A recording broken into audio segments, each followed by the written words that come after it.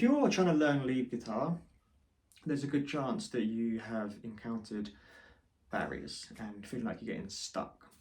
So this isn't just a problem for actual beginner players.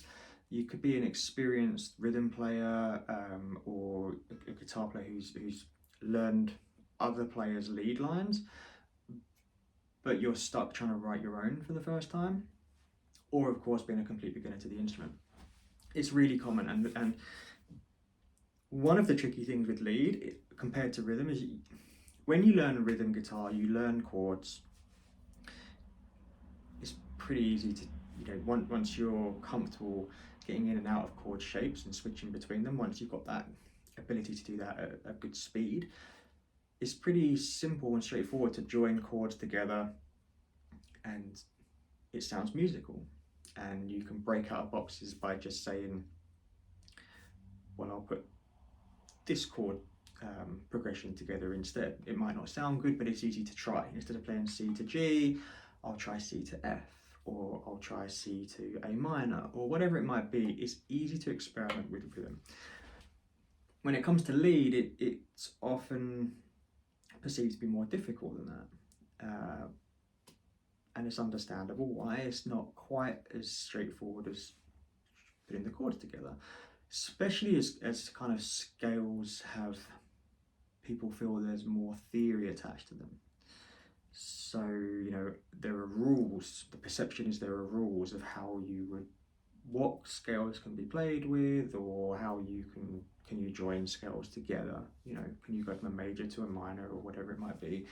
Then there's the whole question of modes and what they are and how to use them. It's very easy to get overwhelmed with lead playing. So I just want to make a quick video here today.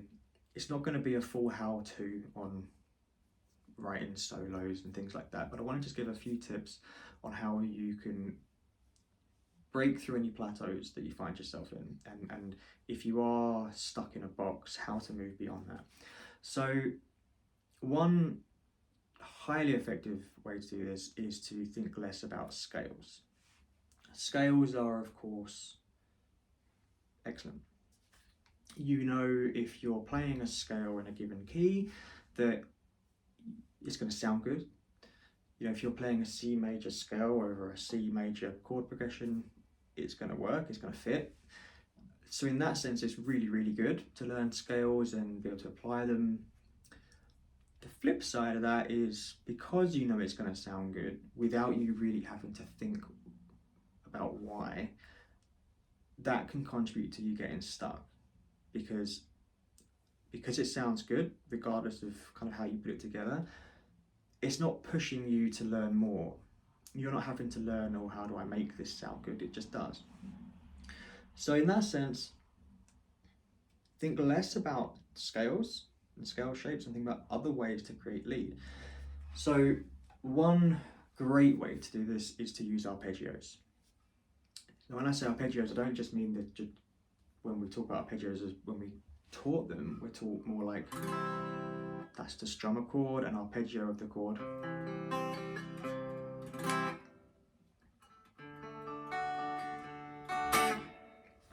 In principle, that is the same thing, but the point with playing arpeggios is you can play them anywhere on the neck, right? So if you've got a C, well, there's also a C here, which is the A shape, the A major shape that you're familiar with. A, B, sorry, A sharp, B, C. So you can play that. When you learn arpeggios, it kind of forces you to learn intervals as well. So if you know that a major chord is built with the intervals 1, 3, 5, the 1, 3, 5 notes from that scale, you can play those notes anywhere, and that's the arpeggio for the chord. Okay, so it kind of forces you out of that. If you're in the rut, it forces you through that because you have to learn intervals. You'll learn that there are different voicings for chords. It's not just the open or bar. There's other ways to play chords. That E shape here, you can move it up a set of strings and play it anywhere. Okay, then you can play this voicing, which is taken from the C. I've got other videos on chord construction and triads which will really help with this, but the point is, if you're stuck in scales and you're not sure how to use, so if you're not sure how to kind of break out of any plateaus you're in to progress your lead playing, learn these things, learn triads and arpeggios. It's a really good way to force that development.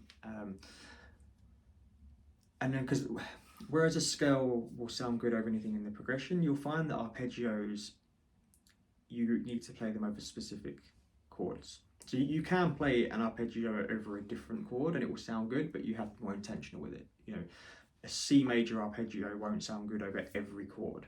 It will sound good over a C major chord and some others. So that gives you some more,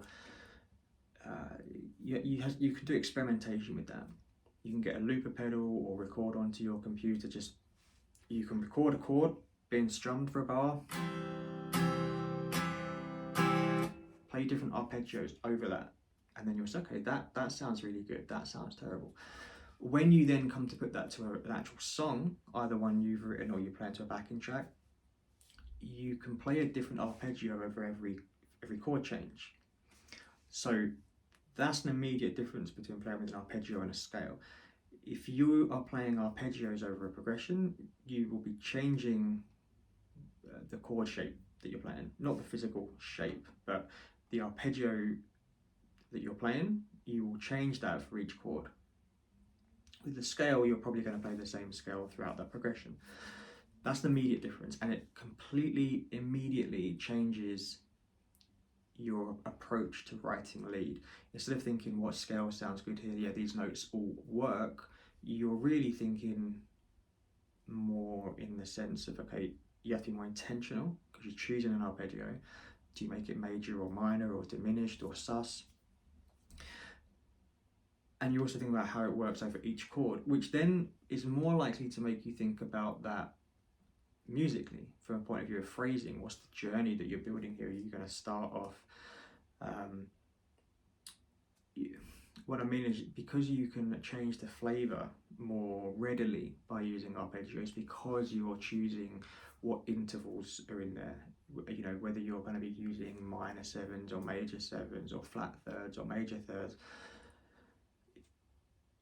over every chord. So you can say, okay, well, actually over this chord is the 5 in the progression, so I'm going to play this with as a dominant 7 arpeggio.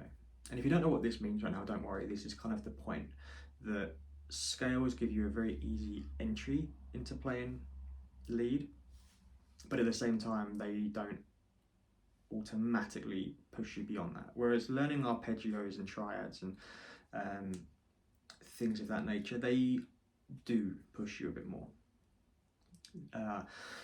So that's one thing, is try and open up, start peering down that rabbit hole of arpeggios and intervals, and that will really help just change your perception. But then to come back to scales more specifically, because there's nothing wrong with scales. Scales are great to learn. I don't want this to seem like I'm saying scales are bad for you or hold you back. What I'm trying to say is scales, you have to be more intentional to push forward with them, because they just work. It's very easy to kind of rest on your laurels with scales because that sounds good. But I think really good musicians, the memorable music, they didn't just play what kind of that works. They're much more intentional. It's okay, what melody can I bring to this? How do I add a flavour here, tension and resolve and resolution rather. So scales can definitely do that, but you have to be intentional to break through it. So let's we'll use the minor pentatonic for this video because it's often the first scale that so many people use. Learn first. So you're likely to find yourself stuck in the first position. And you might be really proficient with this. You can go up and down really fast and you know it really well, and you might have some good phrases in it. But if that's all you know, you're stuck. How do you move that solo? If you listen to good solos, there's often a journey. They might start quite lower pitch, a lower octave, and build up, and they end up here with these searing notes, and you might think I really want to do that, but if you only know box 1, you can play it here, or you can play it here. But how do you get between the two? That's the struggle.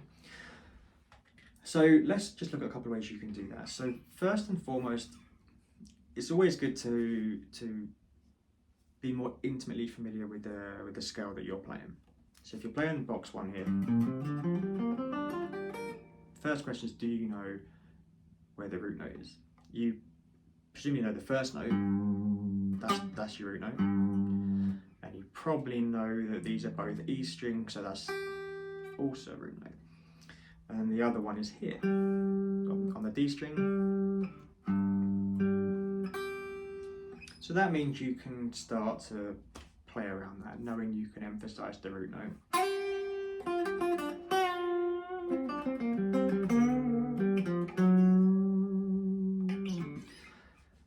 But again, how do you move? So if you then learn shape 2, you might find you know 2 shapes, but you know them independently. So you end up playing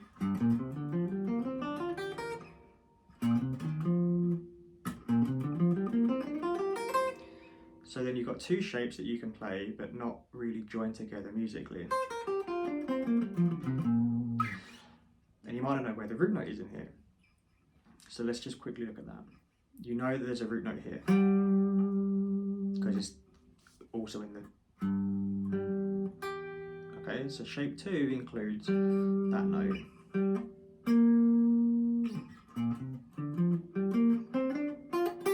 There's the other one. So shape 1 and shape 2 obviously join together.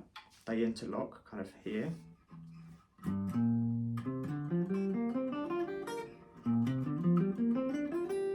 They share the notes down here. So you know that there's a G here, root note here.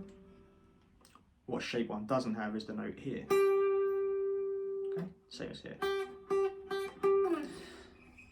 So you can start to join these together by just identifying the root notes.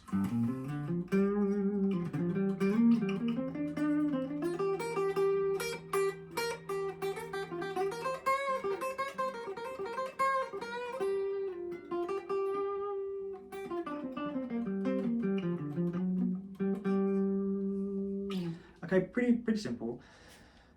And you can play around with this at your own pace. So the point of that is, instead of learning all 5 shapes immediately and thinking, okay, I now know all 5 shapes, you want to think about them beyond shapes. Can you join them together? Can you identify the root note? So if someone said you play a G and you know that there's one here, can you play a scale from that? Right, that's...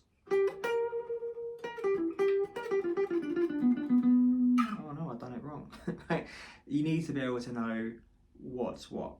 If you can play 5 boxes, but you don't know where the root note is, you don't really know it, because if you find yourself in a situation where someone says, okay, play that scale, you have to think, oh, okay, how do I get to box 5 from box 1? So you need to be able to think, I know the note, I'm playing in this position of the fretboard, then your chord progression here. You don't want to always have to go back to position 1 to play, right? So learn the boxes, but learn them musically. Learn where the root notes are in them as a minimum. Where's the root note? And then you can play them anywhere on the fretboard. Because if you're not aware of that, by the way, the thing that you learn from learning all 5 boxes is how to play with the root note on every string. If you look at the 5 shapes of a scale, you'll see that really what you get is the root note on every string. So obviously in first position, the root note's here on the low E. Position 2, it's here on the D and also on the B strings. Which means if you're playing in a situation where you want to play a scale here, and you know there's a G here, well, you know you're in position 2.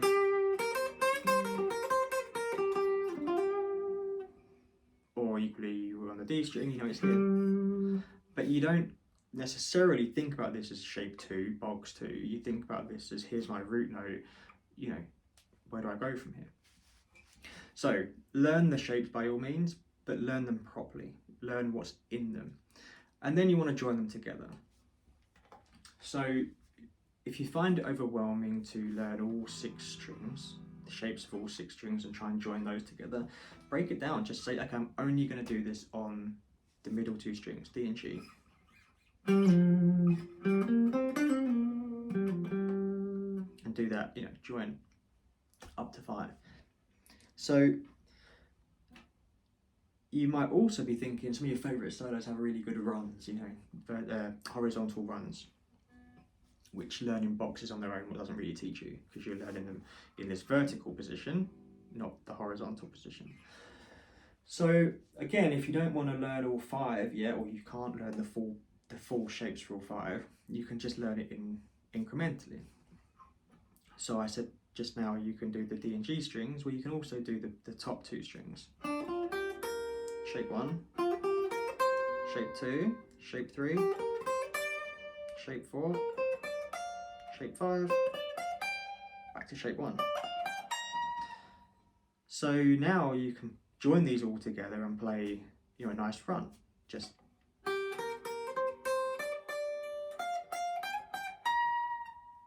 that's just to show you how to join together. That's not a suggested run.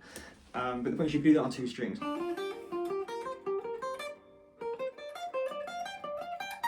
Then, you put some legato in here, you repeat a few notes, put some phrase into it. That's how you can do a run. That's just the pentatonic boxes. Join them together horizontally, and now you're back in position 1, somewhere where you feel comfortable.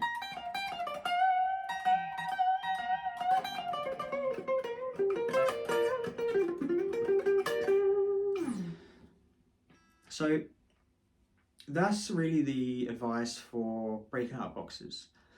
Don't sit there and think, I'm stuck in box 1, I now need to learn box 2, and that's going to give me a bit more of the fretboard. Like, it will, but I don't think it's the most effective way to think about that, because now you're just learning 2 boxes that you view independently. So instead, think about it as, how do I join these together? What's making these shapes? Okay, so if you let's do the minor pentatonic. That's the root note. Okay, well this is the minor 3. We've got a 4, 5, a flat 7, and a root again. 1, flat 3, 4, 5, flat 7, 8. And that just repeats. Minor 3, 4, right? So that's the same, that's your 5. That would be the 6, so this is your minor 7. And that repeats the root. Right, so 1, flat 3, 4, 5, flat 7, 8, flat 3, 4, 5, flat 7, 8, back to flat 3. So now we're at shape 2, which means this is the 4, right? Root, flat 7. So you can put these together. So think about that. Think about how this is made. You don't have to learn every interval all at once. Play, how do I play every minor 3 in every shape? But you should learn the root as a bare minimum. And then you can start to join them together and find out where the same note is in different boxes. So shape 1, root, shape 2, root. Okay. So to break through the box, think less about just shapes and think more in terms of music. If you think about this as like language and words, you learn the alphabet, letters. You don't randomly put them together hoping that it sounds good. You don't look at a word and think, you look at a word and then you see the letter within it and you can see how it's made up. You can see how to pronounce each letter and the use of vowels and consonants, right? So it's a similar thing with music. When we look at shapes, we just learn shapes. Guitar players in particular are really affected by this. That we learn shapes and it's then on us to learn the music within that shape. What are the intervals? Okay, well now I know that that's what the interval sounds like. So if you know, for example, the easy one's the minor 3, because you probably already know that from major and minor chords. Major, minor. Okay. The only difference is the 3, happy and sad kind of sound. So think about doing more than scales. So arpeggios, triads, inversions, intervals, those kind of things will force you to be intentional about what you're playing over. And then when it does come to scales, instead of just trying to learn them and collect all these shapes, really spend the time and say, okay, what are the intervals in this shape or in this scale? You know, what's in this shape? Why is this shape in shape 1 different to shape 2? Like the construction of that looks different. Then you look into it and you realize, okay, it's the exact same intervals, they're in the same order, there's just a different starting point on each string. And make a backing track, even if it's just one chord to begin with, and play different scales over it, different arpeggios. Try and hear how you can make different flavors with what you're playing. And then, more importantly, join them together. You want to be fluid at this overall. You don't want to be able to just jam away in box 1 or in box 2 or box 3. You want to be able to join them together, move in and out. That's how, even though you're playing the same intervals, you're playing them in different places. You're going to be using slides and bends and, you know, these different techniques to spice up your playing. And as I said before, instead of just playing, you can move.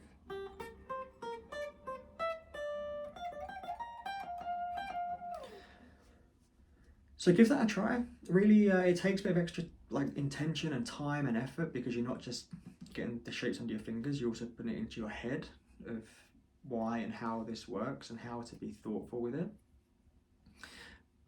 But there's a big payoff to it, and it will really help you deconstruct, you know, why it works, and it will help you to become a more thoughtful player. You'll have the ability to be more expressive in your playing, and you'll find that your fingers are capable of doing more as well. Like, you won't be stuck in so many boxes and shapes, because you've given yourselves new options. So I hope that helps. If you've got any thoughts on this, let me know in the comments. Of course, like and subscribe this video, and there'll be more tips coming soon.